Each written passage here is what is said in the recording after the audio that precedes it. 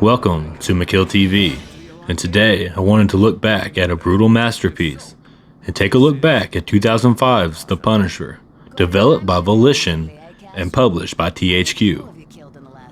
This game in particular stands out to me for its intense violence and brutal interrogation executions that were pretty gnarly for a game in the Marvel Universe, which we'll take a closer look at later in this video.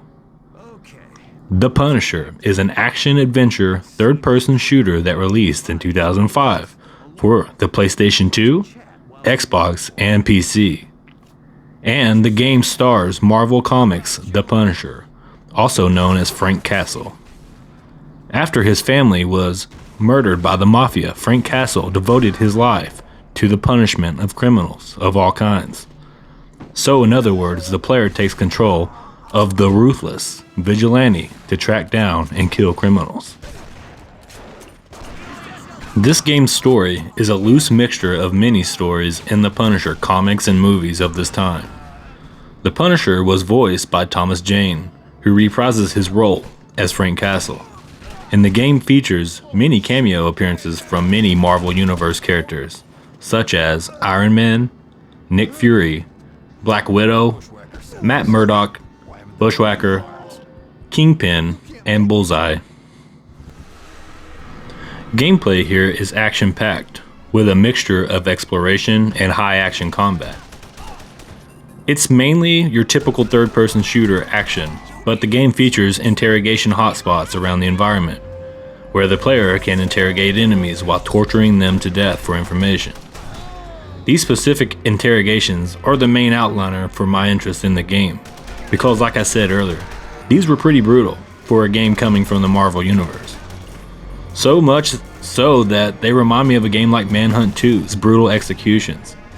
But in some cases, as you'll see later in this video, maybe even more brutal than Manhunt 2 in a lot of ways. So later in the video, we'll take a look at many of these uncensored kills that made the game so memorable. The game begins with a cinematic of the Punisher killing several footmen of the Yakuza. After he leaves the building, he is apprehended by law enforcement in front of an unknown building. He is then transported to Rikers Island and interrogated by police detectives. The majority of the game occurs in flashbacks during this interrogation. As the story begins, the Punisher raids a crack house and eventually kills its owner named Damage by dropping him from several stories above the ground. After almost getting hit by a car upon his exit, the Punisher traces down the vehicle to a chop shop. After slaughtering the criminals there, he learns that it is owned by Ganushi crime family. As the game's story progresses, Ma Ganushi hires Bushwhacker to capture Joan, who is the neighbor of the Punisher. The Punisher traces her to the Central Park Zoo, where he rescues her. The next mission occurs in Gray's funeral home, at the mob funeral of Bobby Ganushi. The Punisher massacres the funeral party and kills Eddie Ganushi by throwing Eddie out of a window and impaling him into a spike.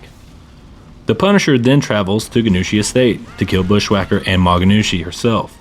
After fighting his way through Ma's remaining men, Punisher then fights Bushwhacker, who he defeats in a gunfight.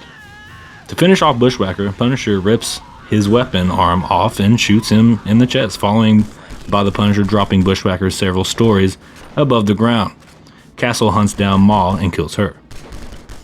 During the Punisher's assault at Ganushi residence, he learns that the Ganushis are getting drug money from Russian mercenaries at New York City's waterfront.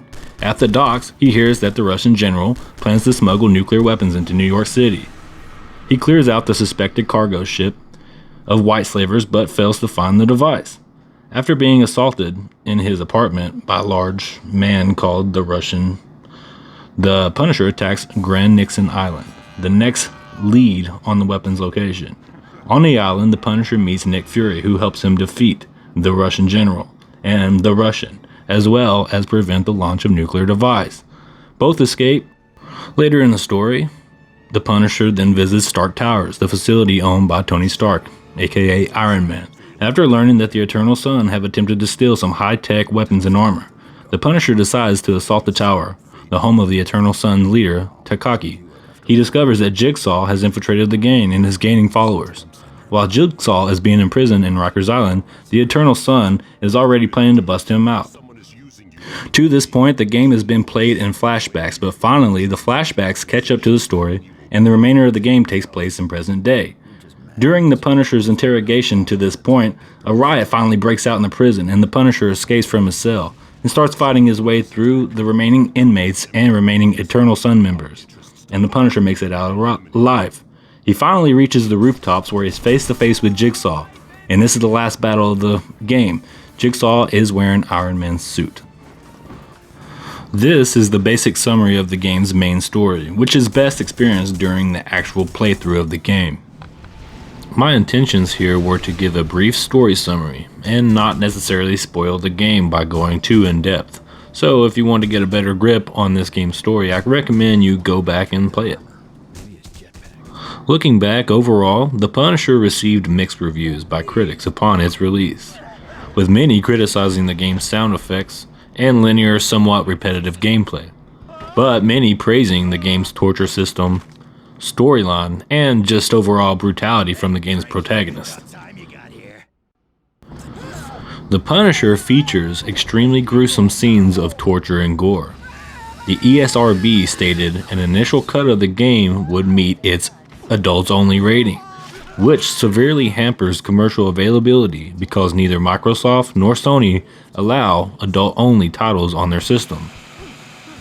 Much like Manhunt 2, the developers made slight censors to the deaths found within special interrogation scenes by rendering them in black and white in order to reduce their visual impact. The revised version was able to meet the mature rating, but as you can see here, we are taking a look at the uncensored version of these kills.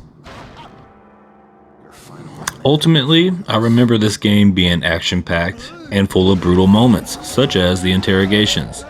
Now, to be clear, the game doesn't force you to kill during the interrogations. It is left entirely up to you as the player to choose to use this game mechanic or not.